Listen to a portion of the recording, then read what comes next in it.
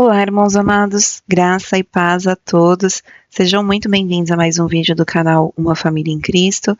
Eu sou a Kíssila e hoje, para a honra e glória do nosso Pai, faremos a leitura do 136º dia, seguindo com o livro de 1 Samuel, capítulo 18, versículo 6, ao capítulo 19, versículo 24.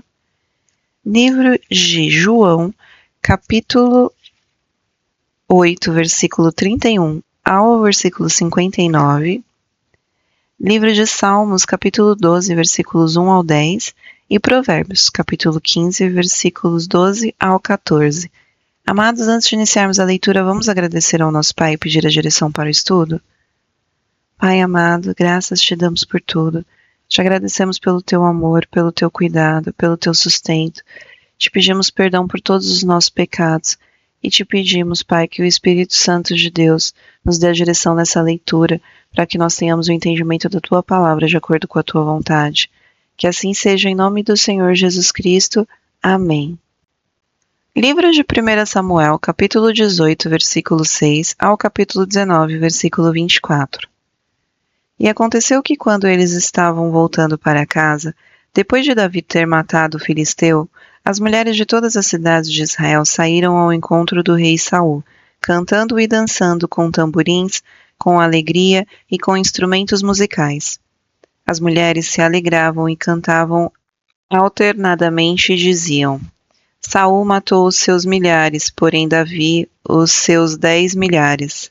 Saul se indignou muito, pois estas palavras lhe desagradaram em extremo.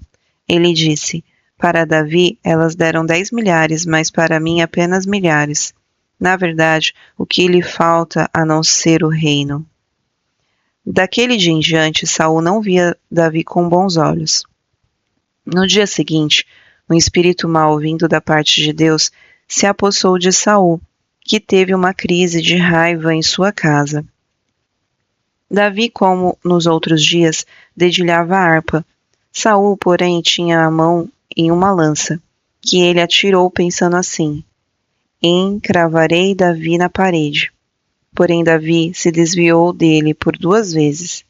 Saul tinha medo de Davi, porque o Senhor estava com este e tinha abandonado Saul. Por isso Saul o afastou de si e o pôs por chefe de 1000. Davi fazia saídas e entradas militares diante do povo. Davi tinha êxito em todos os seus empreendimentos, pois o Senhor estava com ele. Vendo que Davi tinha êxito, Saul ficou com medo dele. Porém, todo Israel e Judá amavam Davi, porque fazia saídas e entradas militares diante deles. Saul disse a Davi: Aqui está Merabe, a minha filha mais velha. Eu a darei a você em casamento, com a condição de que você seja um filho valente e trave as batalhas do Senhor. Porém Saul pensava assim: Não seja contra ele a minha mão, e sim a dos filisteus. Mas Davi respondeu a Saul: Quem sou eu e quem são os meus parentes, a família de meu pai em Israel, para que eu seja genro do rei? Mas aconteceu que na época em que Merabe, filha de Saul, devia ser dada em casamento a Davi, foi dada por mulher a Adriel, Meolatita. Mas Mical, a outra filha de Saul, amava Davi. Contaram isso a Saul, e isso agradou a ele. Saul pensava assim: Eu a darei em casamento a Davi, para que ela lhe sirva de armadilha e para que a mão dos filisteus venha a ser contra ele. Por isso Saul disse a Davi: Com esta segunda você será hoje o meu genro. Saul ordenou que os seus servos falassem confidencialmente com Davi, dizendo: O rei tem afeição por você, e todos os servos dele amam você. Sendo assim, concorde em ser genro dele. Os servos de Saul falaram essas palavras a Davi, o qual respondeu: Vocês acham que é pouca coisa ser genro do rei, sendo eu um homem pobre e sem importância? Os servos de Saul lhe contaram isso, dizendo: Estas foram as palavras que Davi falou. Então Saul ordenou que dissesse a Davi: O rei não deseja dote algum, mas sem prepúcios de filisteus, como vingança contra os seus inimigos, porque Saul tentava com que Davi fosse morto pelos filisteus. Quando os servos de Saul relataram essas palavras a Davi, este gostou da ideia de vir a ser genro do rei. Antes de vencido o prazo, Davi se levantou e partiu com os seus homens, e mataram 200 filisteus. Trouxe os seus prepúcios e os entregou todos ao rei, para que assim se tornasse seu genro. Então Saul lhe deu a sua filha Mical em casamento. Saul viu e reconheceu que o Senhor estava com Davi, e Mical, filha de Saul, o amava. Então Saul ficou com mais medo ainda de Davi e continuamente foi seu inimigo. Cada vez que os chefes dos filisteus saíam à batalha, Davi obtinha mais êxito do que todos os servos de Saul. E assim o nome de Davi se tornou muito estimado. Saul falou ao seu filho Jonatas e a todos os servos sobre matar Davi. Mas Jonatas, filho de Saul, era muito afeiçoado a Davi. Por isso Jonatas revelou esse plano a Davi, dizendo: Meu pai Saul quer matar você. Tenha cuidado amanhã cedo. Fique num lugar oculto e esconda-se. Eu sairei e estarei ao lado do meu pai no campo, onde você estiver. Falarei com o meu pai a respeito de você. E se eu descobrir alguma coisa, contarei a você. Então Jonatas falou bem de Davi a Saul, seu pai, e lhe disse: Que o rei não peque contra o seu servo Davi, porque ele não pecou contra você. Pelo contrário, o que ele tem feito é muito bom para você. Arriscando a sua vida, ele matou o filisteu e o Senhor efetuou grande livramento a todo Israel. Você mesmo viu isso e ficou contente. Por que então você pecaria contra sangue inocente, matando Davi sem motivo? Saul atendeu a voz de Jonatas e jurou: Tão certo como vive o Senhor, ele não morrerá. Jonatas chamou Davi, contou-lhe todas estas palavras e o levou a Saul. E Davi esteve diante de Saul como antes. E tornou a haver guerra. Davi lutou contra os filisteus e os feriu com grande derrota, e eles fugiram dele. E o espírito mau, enviado da parte do Senhor, veio sobre Saul. Ele estava sentado em casa, com a sua lança na mão, enquanto Davi dedilhava a harpa. Saul tentou encravar Davi na parede, porém ele se desviou e a lança foi se encravar na parede. Então Davi fugiu e escapou. Porém, naquela mesma noite, Saul mandou mensageiros à casa de Davi, que o vigiassem, para ele o matar pela manhã. Porém Mical, a mulher de Davi, o avisou: Se não fugir essa noite, amanhã você estará morto. Então Mical desceu Davi por uma janela, e ele se foi, fugiu e escapou. Mical pegou um ídolo do lar e o deitou na cama. Pôs um tecido de pelos de cabra sobre a cabeça do ídolo e o cobriu com um manto. Quando Saul enviou mensageiros para prender Davi, Mical disse: Ele está doente. Então Saul mandou mensageiros que fossem ver Davi, dizendo: Tragam Davi mesmo que esteja na cama, para que eu o mate. Quando os mensageiros entraram, eis que na cama estavam apenas o ídolo do lar com um tecido de pelos de cabra ao redor da cabeça. Então Saul disse a Mical: Por que você me enganou assim e deixou o meu inimigo escapar? Mical respondeu: Porque ele me disse: Deixe-me ir, senão eu mato você. Assim Davi fugiu e escapou, e foi até onde Samuel estava em Ramá, e lhe contou tudo o que Saul lhe havia feito. Então se retiraram ele e Samuel, e ficaram na casa dos profetas. Saul ficou sabendo que Davi estava na casa dos profetas em Ramá. Então Saul enviou mensageiros para trazerem Davi. Quando viram um grupo de profetas profetizando, liderados por Samuel, o Espírito de Deus veio sobre os mensageiros de Saul, e também eles profetizaram. Quando soube disso, Saul enviou outros mensageiros, e também estes profetizaram. Então Saul enviou um terceiro grupo de mensageiros. os quais também profetizaram. Então, o próprio Saul foi a Ramá. Quando chegou ao poço grande na cidade de Seco, perguntou: Onde estão Samuel e Davi? Responderam: Eis que estão na casa dos profetas em Ramá.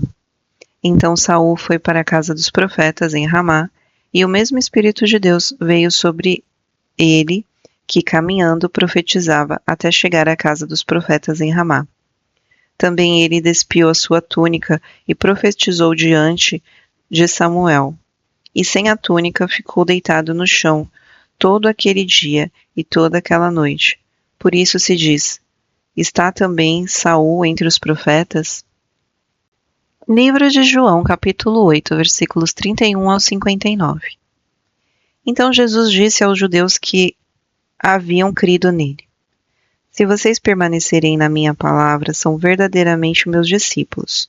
Conhecerão a verdade, e a verdade os libertará. Eles responderam: Somos descendência de Abraão e jamais fomos escravos de ninguém. Como você pode dizer que seremos livres? Jesus respondeu: em verdade lhes digo que todo o que comete pecado é escravo do pecado. O escravo não fica sempre na casa, o filho sim, fica para sempre.